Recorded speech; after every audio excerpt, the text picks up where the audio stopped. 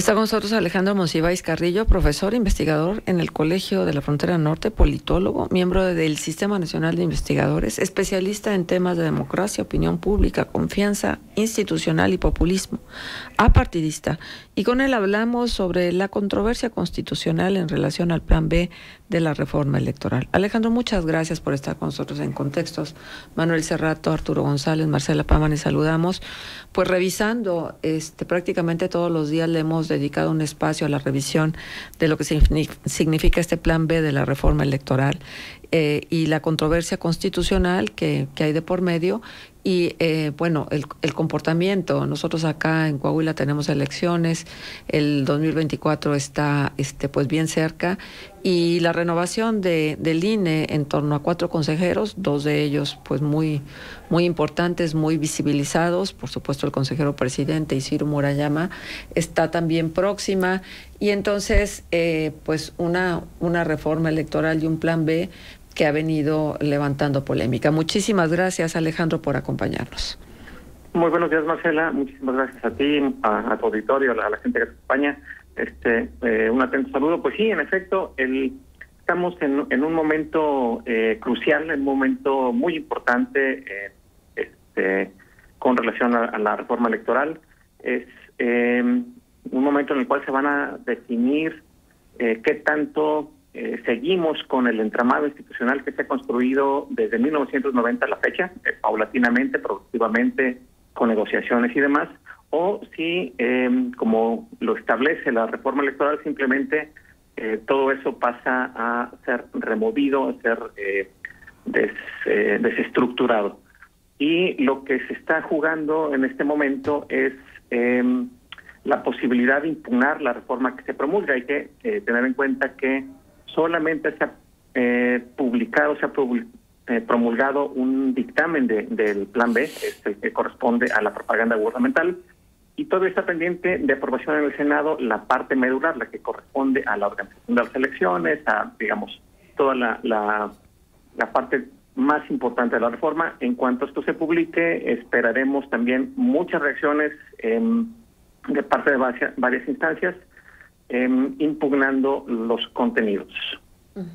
Pero entonces, en este momento simplemente es un trámite, ¿no? La Suprema Corte tendrá que revisar la inconstitucionalidad del Plan B, porque hay muchas preguntas de parte del auditorio en relación a que si esta controversia constitucional ya procedió, si se va a aplicar a las elecciones en Coahuila en este 2023 y en el Estado de México en relación a los máximos de comunicación permitidos en torno a los presupuestos que se destinan, presupuestos por supuesto que tiene que ver con la promoción y la publicidad de los candidatos, etcétera. ¿Cómo está el avance en este proceso, Alejandro? Pues en realidad hay incertidumbre, no sabemos bien qué es la ley que aplica. La reforma que se publicó, la que corresponde a las modificaciones en los artículos de la Ley General de Responsabilidad Administrativa de Comunicación Social, en efecto implica una modificación en la forma en cómo se hace propaganda.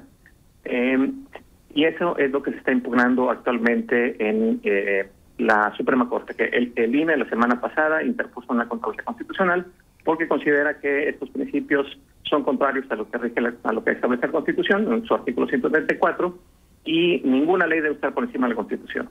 En ese sentido, estos mecanismos deberían regir las elecciones en Coahuila. Sin embargo, por un lado pueden estar impugnadas, y por otra parte el Plan B también contemplaba unos artículos transitorios que decían que lo que se aprobara de esa reforma solamente aplicaba para las elecciones de 2024, no de 2023. Entonces, la propia reforma contiene contradicciones en la letra que son motivo de incertidumbre legal. Claro. La situación es que, en efecto,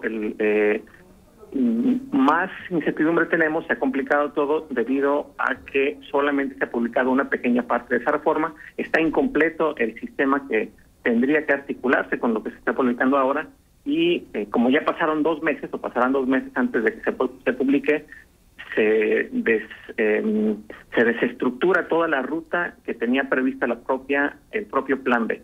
En breve es un momento de mucha incertidumbre y que se origina en la forma en cómo se publicó, se procesó esta reforma. El 6 de diciembre llegó a la Cámara de Diputados la iniciativa presidencial y esa misma noche se aprobó, sin discusión, sin revisión, sin deliberación, conteniendo muchas, digamos, elementos problemáticos de contenido y de forma, porque implican la operación y la implementación de esta reforma legal. Pero, por ejemplo, a más peticiones de controversia de estados y municipios, que tengo entendido que así ha venido ocurriendo, más posibilidades de que se revise con más acuciosidad, con más precisión este Plan B. Y lo de los presupuestos es uno. La otra parte que la gente luego se pregunta es: ¿Y qué va a ser del INE? ¿Y cuántas oficinas van a quedar? ¿Y cómo voy a estar segura que me van a otorgar la credencial? ¿Y cómo voy a estar segura de que mis datos personales van a estar protegidos? Pues bueno, lo que señalas es muy importante. La realidad es que si se publica el Plan B y prevalece por encima de las impugnaciones, vamos a perder la credencial electoral para votar. Bueno, no sabemos qué va a pasar con ella. Básicamente perdemos toda la institucionalidad electoral que construimos durante 30 años. Nos quedamos sin ella. Se pierde el expertise, se pierde la cobertura territorial, se pierde la especialización en las distintas áreas que cumplen distintas funciones, en la integración del padrón, justamente la protección de datos personales, etcétera, etcétera. Es mucho lo que está en juego. Casi podríamos decir, yo quiero afirmarlo, está en juego la democracia, la posibilidad de elegir libremente a nuestros representantes. Esperamos entonces, en efecto, que la Suprema Corte le dé atención prioritaria a todas las impugnaciones que está recibiendo y que reciba en cuanto se promulgue la siguiente parte. La Suprema Corte es la instancia que puede resolver en última instancia, valga la redundancia, si lo que se publicó es compatible con la Constitución o no. Todo indica que hay muchos elementos sustanciales de esta reforma que no son compatibles con la Constitución mexicana, con la Constitución que tenemos. Y en ese sentido, muchos esperaríamos que la Suprema Corte fuera coherente con eso y sin demasiado rodeo, detuviera esta iniciativa legislativa que está por promulgarse. El problema también es que hay incertidumbre en el desempeño de la propia Suprema Corte. Hay al menos 4 ministros que fueron nombrados por el actual gobierno y que en la práctica han mostrado lealtad a las posiciones que se defienden desde el Poder Ejecutivo. Eso implica que con esos 4 votos es suficiente para impedir que la reforma sea anulada o sea cancelada. Esperamos de los ministros, con una nueva presidenta a la cabeza de la Suprema Corte, esperamos que el desempeño sea diferente y que la propia presidenta, la ministra presidenta, le dé prioridad y atención inmediata a todas estas impugnaciones, porque en realidad se abre muchísima incertidumbre institucional para todos y todos, en el INE, en los soples, medios de comunicación, en fin, acerca de cómo va a operar todo esto. Alejandro, buenos días. Saluda a Manuel Cerrato. También todo esto y bueno, lo que se está impugnando, lo correspondiente a 2 de las leyes secundarias, ¿no? La de comunicación social y la de responsabilidades administrativas. Hay otro paquete de leyes que estará revisándose por parte de los senadores. Ese otro paquete de leyes secundarias, ¿cuáles serían los tiempos legislativos para darle curso y cómo ves justamente la discusión en ese sentido? Bueno, está en el interés del gobierno darle curso de manera inmediata a 3 leyes más y la promulgación de una nueva ley. Son 5 ordenamientos los que se modifican y la creación de una nueva. Hay que recordar que esta situación en la que nos encontramos, ya de por sí incierta, como he insistido, se debe a que la propia coalición que negoció el paquete de reformas, todas las modificaciones a las 5 leyes y la nueva que se promulgará, fue la misma que cometió errores en el proceso e impidió que todo se promulgara como estaba previsto en diciembre del año pasado. De tal suerte que, en efecto, estas 3 leyes que quedan están por discutirse en el Senado y es cuestión de una semana, 2 semanas en que esto suceda. Así es como anticipamos, debido precisamente a la importancia que tiene este ordenamiento y al propio interés que tiene el gobierno en, como dijo el propio secretario de Gobernación, el interés que tiene en destazar al INE. Ahora, obviamente en todo lo que hemos conocido y a lo que tú también hacías referencia, el tema de la credencial, el tema de que institucionalmente la democracia estaría en riesgo, también esto de que el Registro Nacional de Electores esté en la Secretaría de Gobernación, pues claro que es a todas luces un retroceso. Ahora, si la Corte no detuviera estas reformas pese a las controversias constitucionales y demás, y si en el Senado pues avanza el resto de leyes, y supongamos que se instala el Plan B, ¿qué tendría que ocurrir para que eso fuera reversible, Alejandro? Que hubiera alternancia en el gobierno federal y entonces se diseñara otro andamiaje democrático electoral mexicano y entonces se le diera reversa a todo ello con un nuevo marco normativo o ¿cómo sería? Sí, en efecto, esa sería la ruta. En caso de que todo siga como está previsto, si queda vigente, si queda en firme el Plan B, esta reforma electoral, tendríamos que esperar a que un gobierno podría ser el que quede inmediatamente después de la elección presidencial del 2024 o algún otro, de reversa a estos cambios, instrumente una reforma que, digamos, reconstruya todo este sistema. Sin embargo, eso está también entre interrogantes, porque no sabemos si eso, qué tan real o qué tan factible puede ser. En gran medida, el objetivo de esta reforma es asegurarse que las candidatas y candidatos del partido oficial son quienes resultarán triunfadores en las elecciones de 2024, en las gubernaturas, en fin, o sea, inclusive en las legislaturas locales. Se espera, como en los viejos tiempos, cuando no teníamos INE, cuando no teníamos IFE, carro completo, una aplanadora electoral en todo el país. Y en esas circunstancias que son hasta cierto punto más realistas, es poco previsible que se den marcha atrás a estos cambios. Entonces, sí existe un riesgo muy grande de que si la Suprema Corte no detiene esta reforma, pues nuestro país quede atrapado en en una situación muy adversa para la certidumbre en las elecciones. Sí, o sea que este Plan B sería como el basamento para la construcción de otra dictadura perfecta, nada más de otro color. Sí, en efecto, sí. Me quisiera utilizar una analogía diferente. Probablemente lo que estamos observando, el riesgo que tenemos con esta reforma es crear instaurar en las elecciones y en la competencia electoral la ley del más fuerte. Lo que está haciendo el gobierno es remover todas las garantías, todas las protecciones, todos los mecanismos que daban certeza de que los ciudadanos teníamos iguales oportunidades de participar, de influir, de votar, derecho a la identidad a través de la credencial, a través del voto, profesionalización, en fin.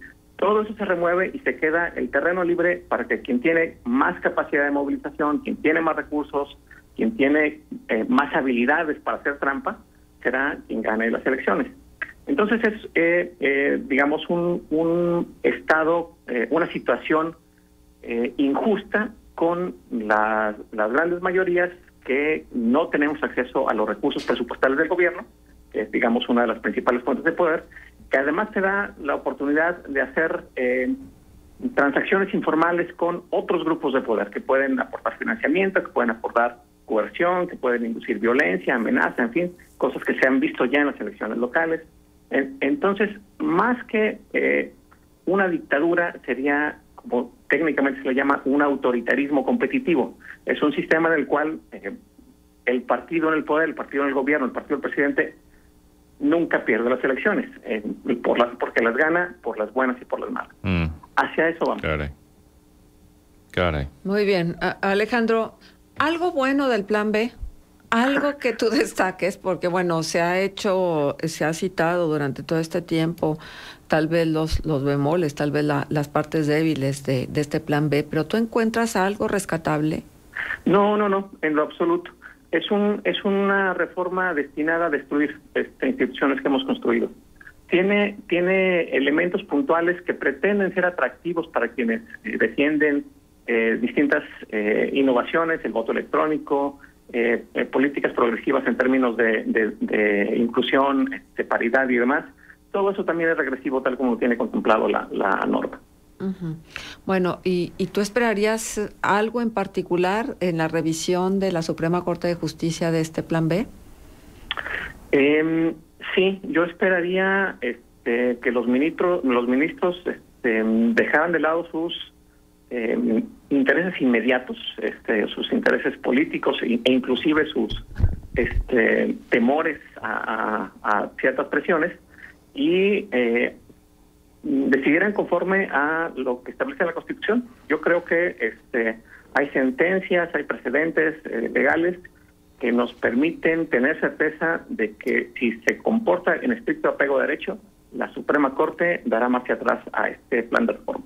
Uh-huh. ¿Y para cuándo estimas que esto ocurriera?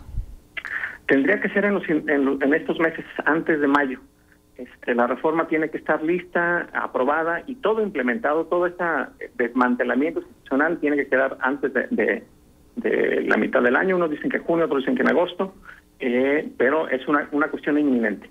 Y hay que mencionarlo también, están en juego miles de empleos de personas que actualmente están trabajando en el INE, en el Servicio Profesional Electoral. Pues también esa es otra área importante. Por supuesto. ¿Esto podría darse entonces antes de la salida de estos 4 consejeros del INE o tú crees que sea después de? Esperaríamos que fuera antes, pero los tiempos de la Corte son propios, eso lo decide la presidencia de la Suprema Corte, entonces podría haberse resuelto ya para entonces, pero también puede ser después. Ahí sí no tenemos mucha información acerca de en qué orden tienen previsto atender estos asuntos. ¿Y los tiempos de la Corte tienen que ver con los tiempos del presidente? No, de ninguna manera. Se supone que el Poder Judicial y en especial la Suprema Corte son poderes independientes. Lo que tuvimos hasta diciembre era un Poder Judicial, una Suprema Corte que seguía muy de cerca los tiempos del presidente y daba prioridad a los asuntos que el presidente consideraba prioritarios, no lo que los actores sociales o quienes impugnaban consideraban prioritario. Afortunadamente eso cambió y parece que cambió para bien, entonces esperamos un desempeño diferente de esta Suprema Corte, de esta nueva Corte. Muy bien. Alejandro, pues si nos permites, estaremos conversando en otro momento porque la verdad es que nos das mucha claridad en torno a la revisión de este tipo de temas. Muchísimas gracias por aceptarnos la invitación. No, al contrario, ha sido un placer. Muchas gracias. Gracias. Gracias, Alejandro. Alejandro Monsiváis Carrillo, profesor investigador en el Colegio de la Frontera Norte, amén de otras cosas.